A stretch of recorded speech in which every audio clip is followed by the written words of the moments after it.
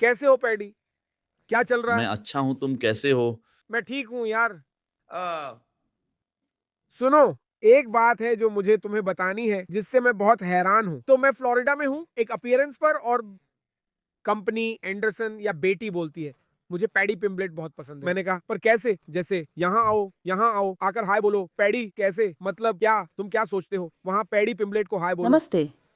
Paddy कैसे? अरे, आप कैसे हैं? मैं ठीक हूँ। ठीक है, तुम मुझसे बात नहीं कर सकती, तुम्हें बस हाय चलो बोलकर बाय। जाना है। तुम ऐसे बातचीत नहीं कर सकती पैडी। पैडी वो तैयार होकर आई थी, लेकिन मुझे तुमसे एक सवाल पूछने दो।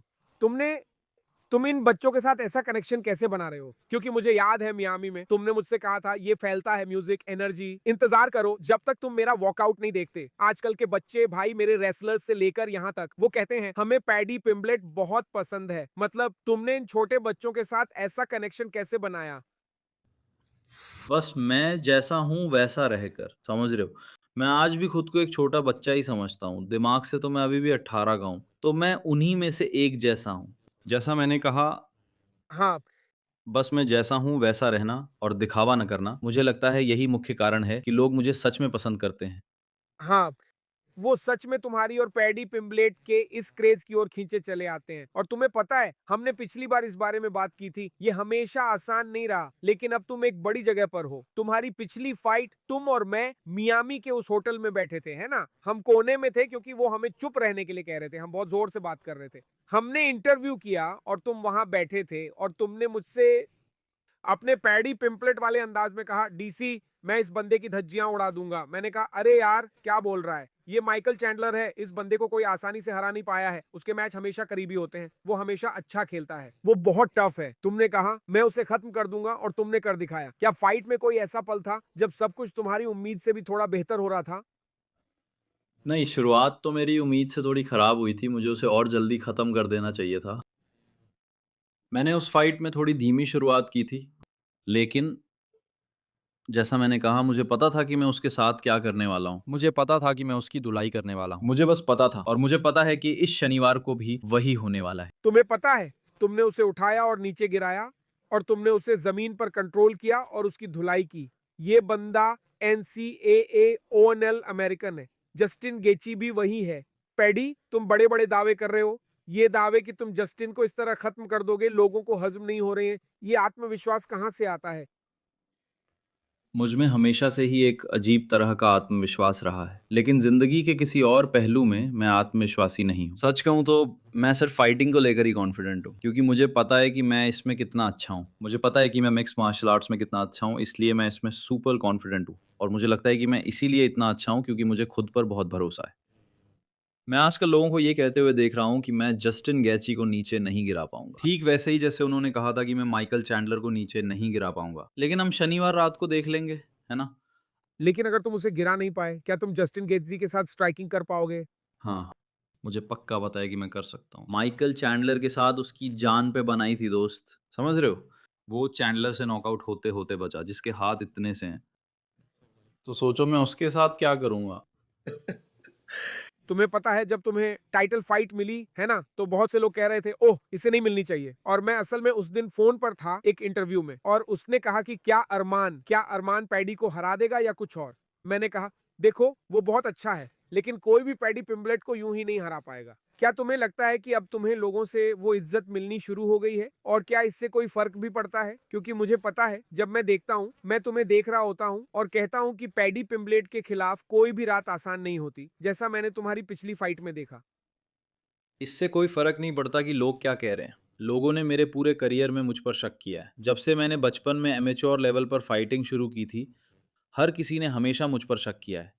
लेकिन मैं उन्हें मोटिवेशन की तरह इस्तेमाल करता हूँ, और वो मुझे आगे बढ़ने और भी बेहतर करने के लिए प्रेरित करते हैं। ये सालों साल काम आया है। लोग अरमान अरमान करते रहते हैं यार, उसके बारे में बकवास बंद करो।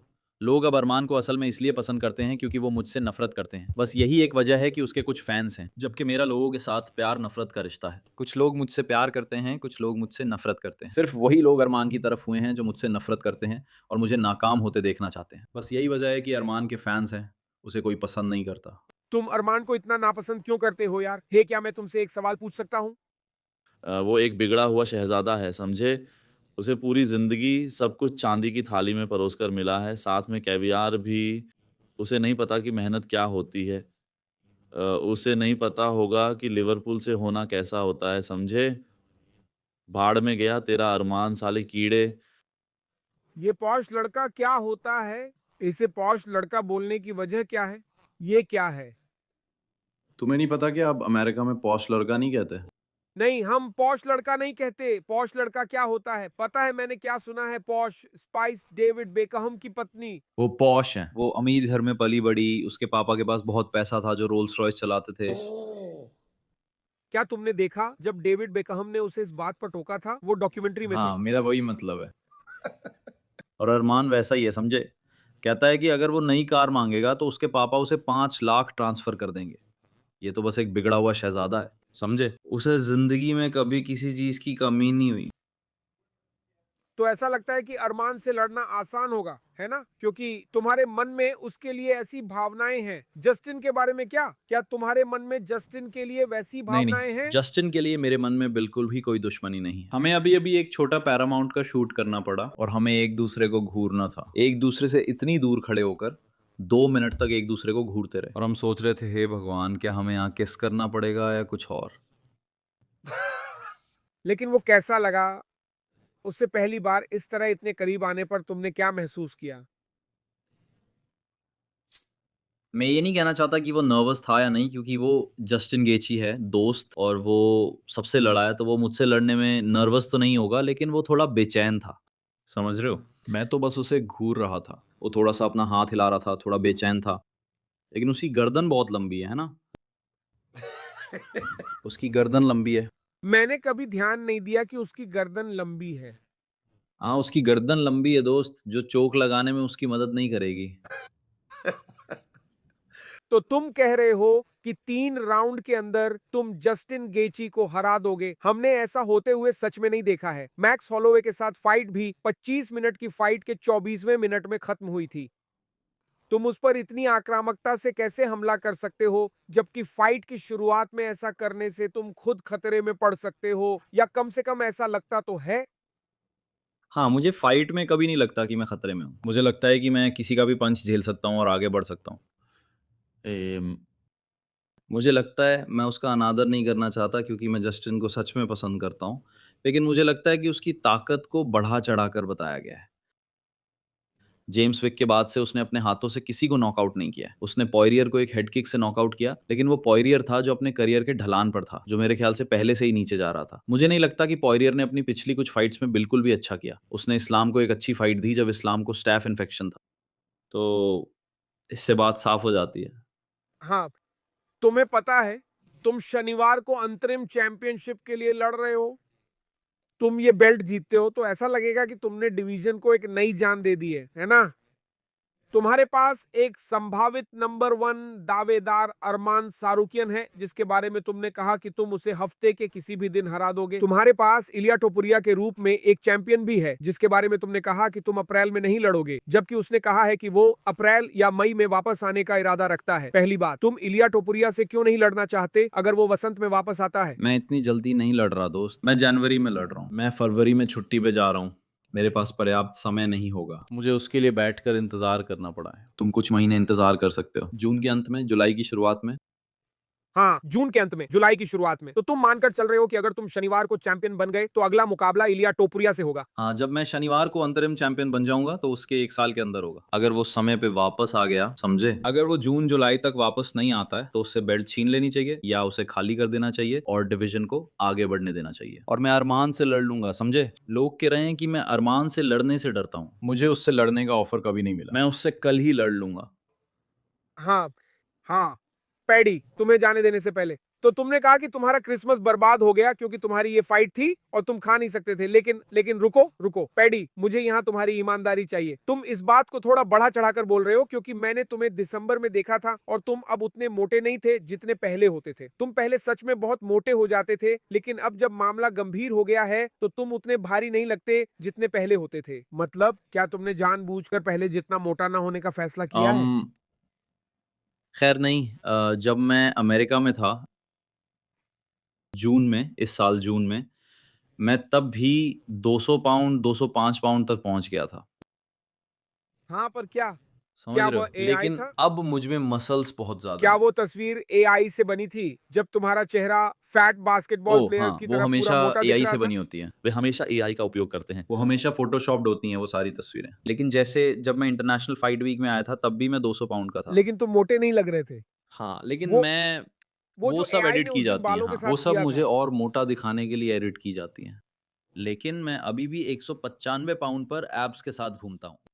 और तुम बड़े हो, तुम इस वेट क्लास के हिसाब से बहुत बड़े हो। क्या तुम्हें लगता है कि ये इन सभी लोगों के लिए समस्याएं पैदा करेगा? मेरा मतलब है, इलिया छोटे कद का है, जस्टिन तुम्हारे जितना बड़ा नहीं है और ना ही अरमान है। क्या तुम्हें लगता है कि तुम्हारा साइज इन लोगों के लिए सबसे बड़ी मुश्किलों में से एक होगा? हाँ, हाँ, पक्का होगा। मेरा साइज एक बड़ा फैक्टर होगा। सच कहूँ तो जस्टिन छोटा नहीं है। जस्टिन कद में मुझसे थोड़ा ही छोटा है, लेकिन मेरी टांगे और कंधे उससे कहीं ज्यादा बड़े हैं। लेकिन कद में मैं और जस्टिन लगभग एक जैसे साइज के। मेरे हाथ थोड़े लंबे हैं, लेकिन फिर अरमान और एलिया दोनों ही बहुत छोटे हैं और फाइटिंग के समय ये एक फैक्टर होगा।